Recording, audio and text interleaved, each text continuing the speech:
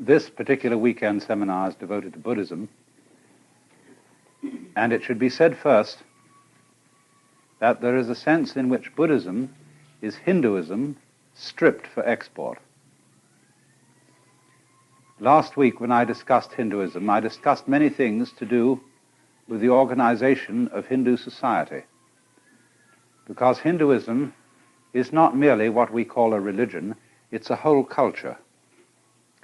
It's a legal system, it's a social system, it's a system of etiquette, and it includes everything. It includes housing, it includes food, it includes art, because the Hindus and many other ancient peoples do not make, as we do, a division between religion and everything else.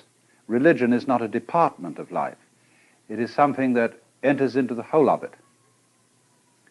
But you see, when a religion and a culture are inseparable, it's very difficult to export a culture, because it comes into conflict with the established traditions, manners, and customs of other people. So the question arises, what are the essentials of Hinduism that could be exported? And when you answer that, approximately, you'll get Buddhism. As I explained, the essential of Hinduism, the real deep root, isn't any kind of doctrine. It isn't really any special kind of discipline, although, of course, disciplines are involved.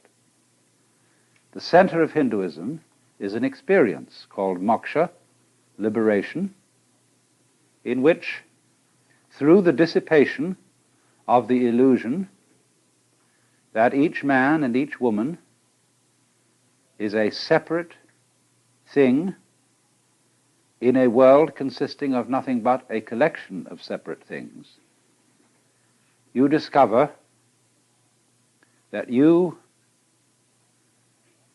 are on one level an illusion, but on another level you are what they call the self, the one self, which is all that there is.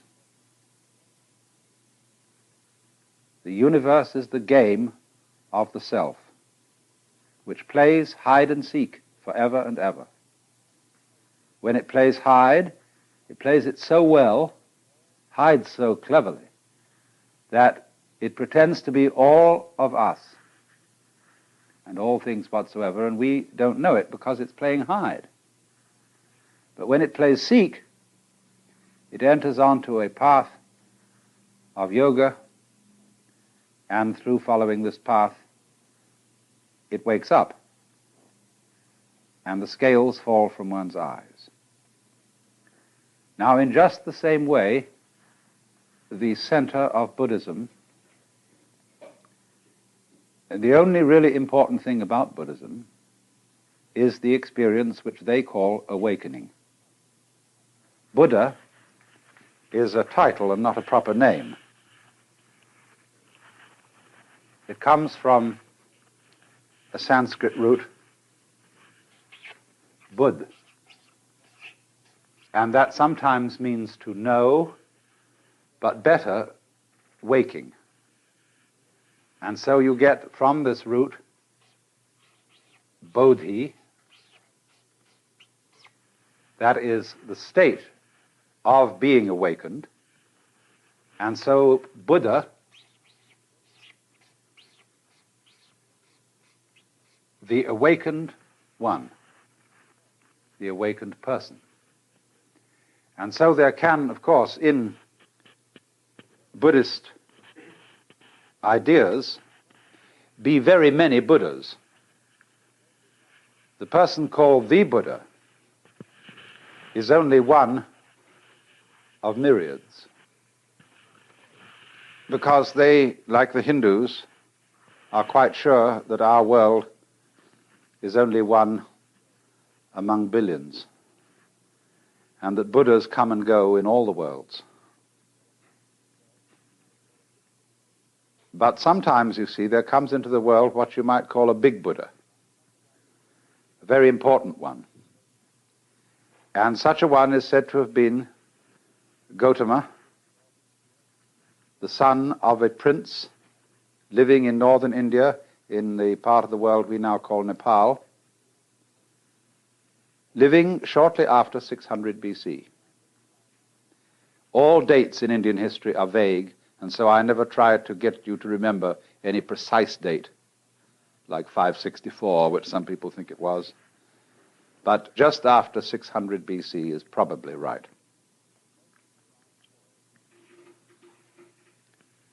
Most of you, I'm sure, know the story of his life.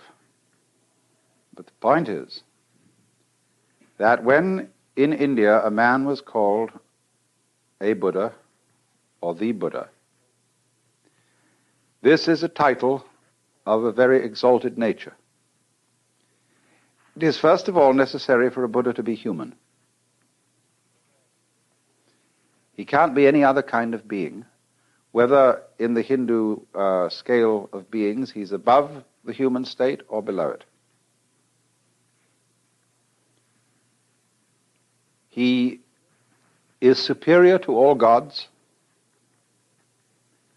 because, according to Indian ideas, gods and angels, or angels would probably be a better name for them than gods, all those exalted beings are still in the wheel of becoming, still in the chains of karma, that is action which requires the need for more action to complete it and goes on requiring the need for more action. They are still, according to popular ideas, going round the wheel from life after life after life after life because they still have the thirst for existence. Or to put it in a Hindu way, in them the self is still playing the game of not being itself. But the Buddha's doctrine, based on his own experience of awakening, which occurred after 7 years of attempts to study with the various yogis of the time, all of whom used the method of extreme asceticism, fasting, doing all sorts of exercises, lying on beds of nails, sleeping on broken rocks, any kind of thing to break down egocentricity, to become unselfish, to become detached, to exterminate desire for life. But Buddha found that all that was futile.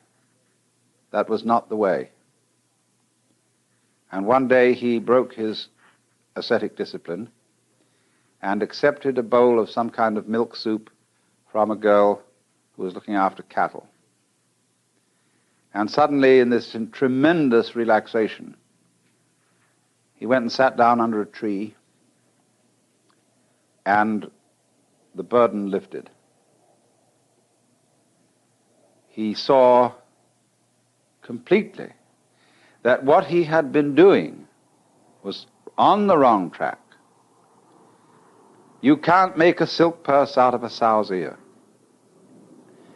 And no amount of effort will make a person who believes himself to be an ego be really unselfish. So long as you think and feel that you are a somewhat contained in your bag of skin, and that's all, there is no way whatsoever of your behaving unselfishly. Oh yes, you can imitate unselfishness. You can go through all sorts of highly refined forms of selfishness, but you're still